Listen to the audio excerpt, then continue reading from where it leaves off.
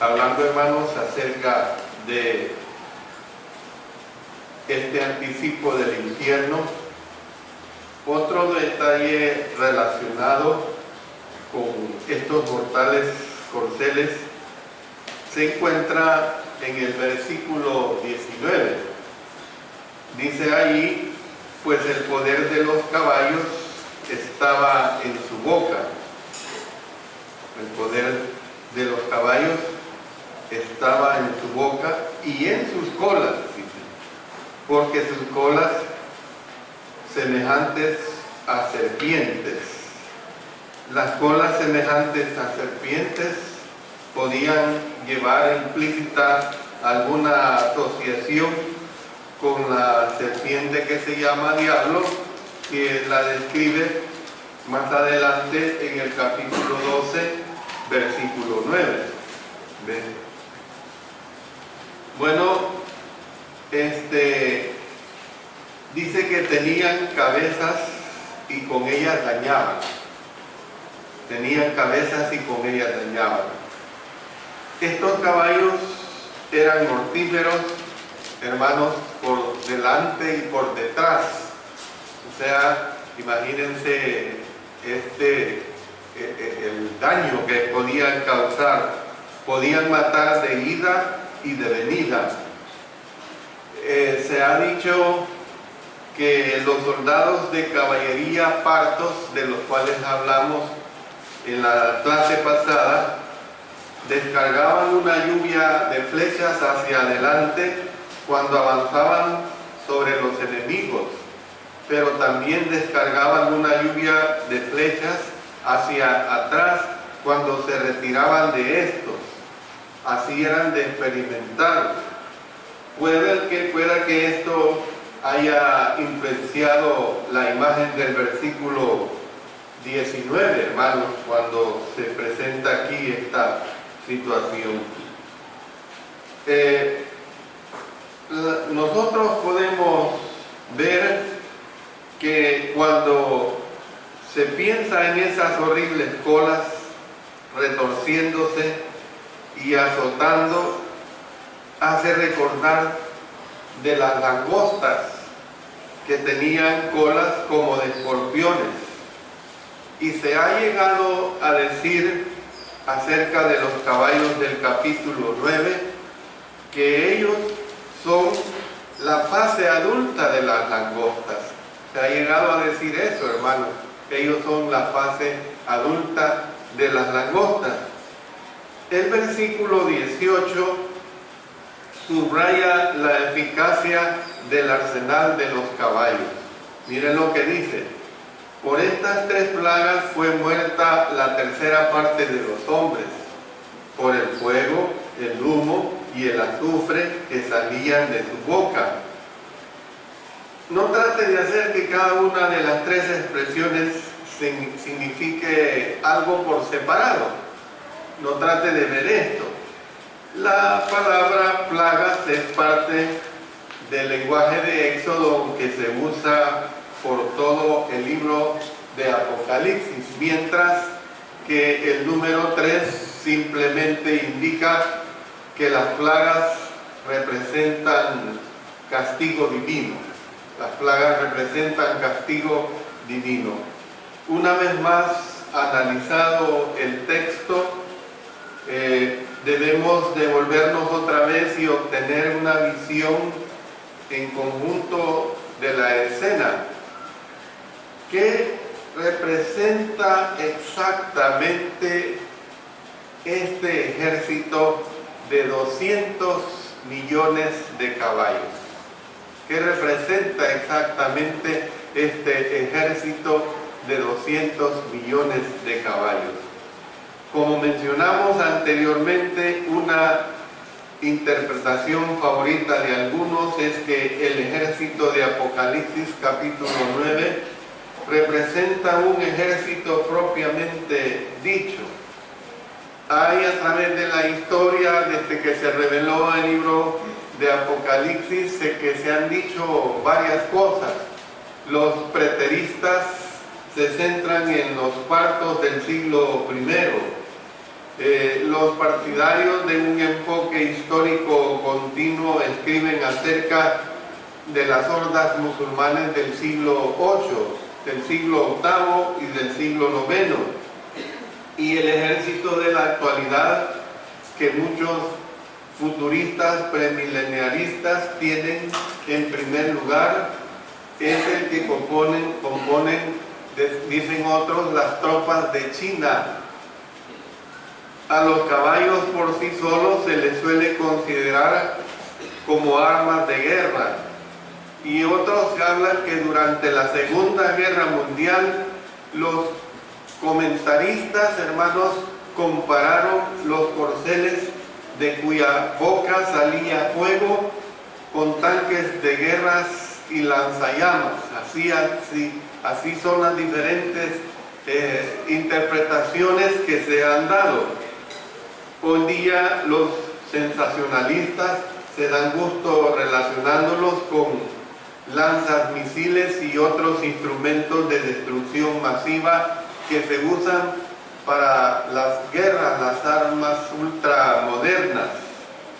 Bueno, a estas alturas es probable que usted entienda lo suficiente acerca de Apocalipsis para saber que muchas de las interpretaciones son inconsecuentes con el estilo y propósito del libro. Una posible sección es la interpretación que relaciona el ejército invasor con los partos, los cuales habían derrotado a los ejércitos romanos más de una vez. Hablábamos de esto en alguna ocasión. Entonces, la interrogante es: ¿qué posible alivio podían haber hallado los cristianos del siglo I en referencias místicas a ejércitos que iban a existir cientos de años después? No tenía ningún sentido, sin mencionar los tanques, sin mencionar lanzallamas, sin mencionar los misiles. No había esta relación cuando ni siquiera tenían idea de estas armas que iban a surgir muchos siglos después. Por otro lado, no estamos en contra de que se considere a los caballos y a los jinetes como símbolos de militarismo en general. Bueno, es aconsejable que compare este ejército con el caballo bermejo, o sea, el caballo rojo que se liberó cuando el segundo sello fue abierto y del cual hablamos en el capítulo 6, en los versículos 3 hasta el 4. Bueno, posiblemente usted ya está enterado. Fíjense bien, usted ya está enterado de la manera como Dios usó ejércitos propiamente dichos en tiempos pasados para cumplir sus propósitos. El Antiguo Testamento está lleno de ejemplos de esta situación, del uso de los ejércitos que Dios usó para cumplir sus propósitos. Es también un hecho de que Dios usó la invasión externa para abatir el poderío del Imperio Romano. Esta es una realidad que se dio. Hermanos, Dios incluso usó las terribles guerras del siglo recién pasado, la Primera y Segunda Guerras Mundiales, para hacer cumplir sus planes. Esta es una realidad. La Segunda Guerra Mundial, hermanos, nosotros, como no fuimos parte de ella, y más si hablamos de que ya nuestras generaciones, la Segunda Guerra Mundial terminó en el año de 1945. Quienes hablan ni siquiera habían nacido, y la gran mayoría de los presentes aquí no habíamos nacido. Entonces, esta Segunda Guerra Mundial causó que se aceleraran, hermanos, los esfuerzos misioneros de las iglesias de Cristo. ¿En qué sentido? Porque muchos militares cristianos volvieron a casa, hermanos, con la determinación, que estoy hablando, militares cristianos de los Estados Unidos, que volvieron a casa con la determinación de llevar el Evangelio a los lugares donde habían combatido. Bueno, como dice el dicho popular, para muestra un botón. ¿Ve? El inicio de la iglesia aquí en El Salvador, se habla del hermano Jack Petrie, que era un asesor militar en la Fuerza Aérea Salvadoreña allá por el año de 1962, y que dando estas instrucciones militares a los soldados de la Fuerza Aérea, se dio cuenta de que aquí en El Salvador no existía la Iglesia de Cristo, y regresó a los Estados Unidos y animó a iglesias para que enviaran misioneros. Y así es como en el año de 1963 emigran aquí los primeros misioneros. Luego, hermanos, sigo diciendo, para muestra un botón, cuando se da nuestra guerra civil, que comienza en el año de 1979 y que se firma la paz el 16 de enero de 1992, 12 años de cruenta guerra entre nuestra propia raza involucrados. Pero ¿qué es lo que sucedió? Si podemos sacar bendiciones de esa situación, es que la iglesia en ese tiempo creció. Muchas iglesias nuevas fueron establecidas. ¿Por qué? Porque, hermanos, la misma guerra no permitía caminar distancias grandes aún en la misma ciudad. Entonces surgen iglesias en las colonias, surgen iglesias en las comunidades. Entonces, por eso es que tenemos que entender que de una u otra manera Dios ha usado las guerras para cumplir con sus propósitos. En lo que se refiere a la guerra, debemos entender que solo porque el mundo pierde los estribos, porque es lo que sucede cuando se dan las guerras, los hombres contra los hombres pierden los estribos, el odio de los unos contra los otros se incrementa para que los soldados del ejército mataran a guerrilleros, les infundían pensamientos malignos de que iban contra hombres malos. Las fuerzas guerrilleras también, para que mataran a los soldados, también les infundían pensamientos malos. Esos son los propósitos de las guerras.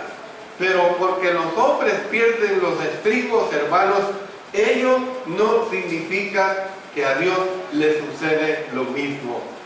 Dios nunca pierde los estribos, hermanos. Él continúa haciendo cumplir sus planes santos, sus planes de ayuda, sus planes de salvación para los habitantes de esta tierra.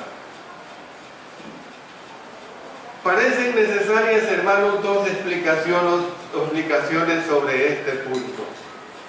Y en primer lugar, no hay objeción en contra de considerar a los caballos y sus jinetes como símbolo de militarismo en general. Usted ve ahora en día soldados montados en caballos, bien armados, bien vestidos, uniformes bonitos, y luego en desfiles que son verdaderamente atractivos. Esto es símbolo precisamente de militarismo, pero siempre y cuando no se cometa exceso de esa consideración. Se habría asombrado en gran manera que Juan, hermanos, le hubiera producido una gran admiración el enterarse de que lectores de su época, los receptores de la época, en que recibe esta revelación y posteriores creyeran que su cuadro de jinetes y caballos había de ser tomado con solemne realismo. Por eso la descripción, hermanos, no concuerda con la imagen de caballos de guerra tal como los conocemos, y menos con equipo militar moderno como los tanques. O sea, afirmar que esto es un ejército literal y enseñar a alguna nación, tal como China, por ejemplo, como se ha dicho, que alega tener 200 millones de soldados, equivale a no captar el mensaje que el apóstol Juan estaba tratando de transmitir. En segundo lugar, no hay objeción en contra de considerar los caballos y sus jinetes como simbolismo de militarismo en general, mientras, óigase bien, mientras no se circunscriba tal simbolismo a la guerra propiamente dicha. ¿Ve? La guerra propiamente dicha es característica de la inhumanidad del hombre para con el hombre, de la destrucción del hombre para con el hombre. La guerra propiamente dicha, hermanos, no es voluntad divina, porque en ella a menudo sufre el inocente. Y eso es lo que pasó en nuestros 12 años de guerra. De los 75,000 que fallecieron, un buen porcentaje fueron gentes inocentes. Sin embargo, esta es la realidad de la vida en general. Esta es la realidad de las guerras. Nosotros, hermanos, tenemos que entender que cada día pasan situaciones verdaderamente muy difíciles. Cada día pasan sucesos verdaderamente trágicos. ¿Ven? Cada día pasan situaciones en las cuales no son nada agradables. Hermanos que durante nuestra guerra civil murieron inocentemente. Hermanos que hasta saliendo en camino para hacer la obra del Señor, tengo en mente 2 hermanos, un joven que salió para ir a repartir literatura a Zacatecoluca y en el camino se dio un fuego cruzado y allí falleció.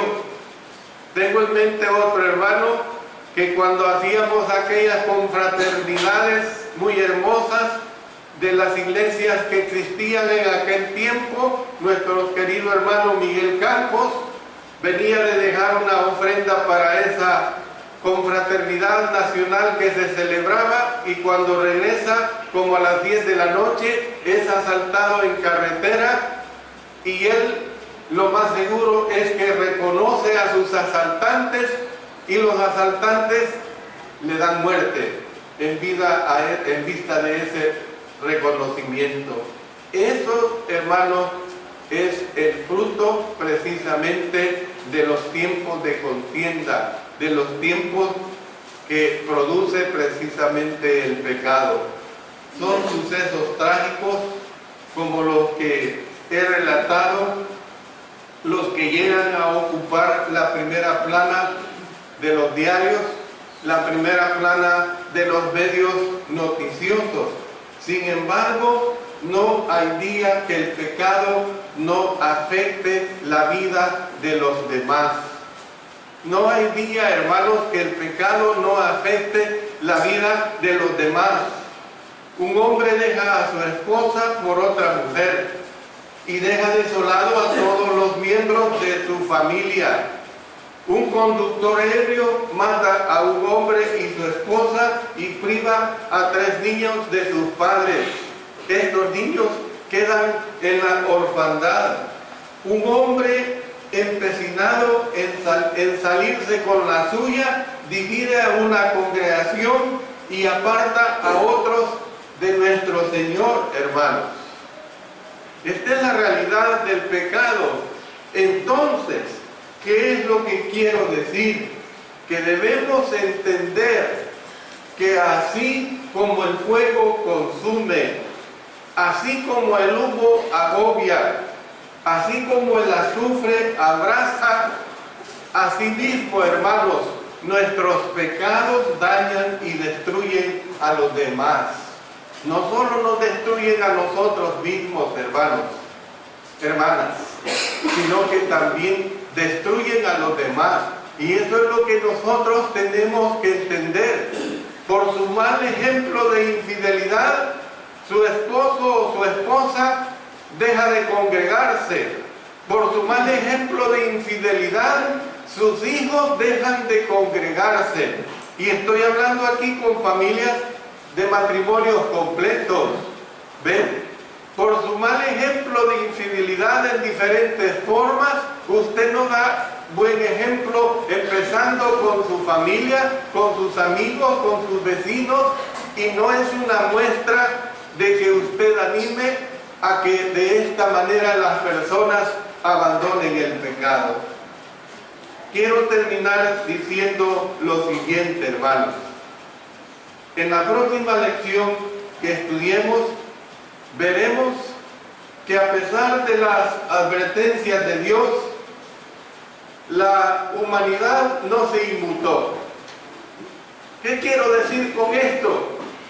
La humanidad no cambió, hermanos. Y así sigue la humanidad. Así sigue haciendo la humanidad. Y yo espero que ninguno de los aquí presentes cristianos que están escuchando continúen o estén en esta práctica. Miren lo que dice la palabra de Dios en los versos 20 y 21. Y los otros hombres que no fueron muertos con estas plagas. ¿Cuáles plagas? Las langostas, estos caballos y jinetes infernales, ni aún así se arrepintieron de las obras de sus manos, ni dejaron de adorar a los demonios y a las imágenes de oro, de plata, de bronce, de piedra y de madera, las cuales no pueden ver, ni oír, ni andar, y no se arrepintieron. Segunda vez lo repite, no se arrepintieron de sus homicidios, ni de sus hechicerías, ni de su fornicación, ni de sus hurtos. Yo espero que su corazón no se haya endurecido como el de la mayoría. Esa es mi oración, ese es mi deseo. Oro para que todavía se pueda llegar a usted. Si usted necesita volverse de sus pecados, yo le digo, hágalo hoy mismo. Todavía hay tiempo, todavía hay oportunidad. Hágalo hoy mismo por su propio bien y por el de los que usted ama. Y le digo lo último, el pecado puede causar terribles consecuencias en la vida de los demás, y de hecho sucede. El pecado puede causar terribles consecuencias no solo en usted, sino también en los demás, y de hecho sucede. Mi ánimo es advertirle a usted que no se involucre en la práctica del pecado. Dios bendiga su palabra de tal manera que estemos dispuestas a no vivir en esta práctica. Si en esta mañana pues hubiere alguna persona que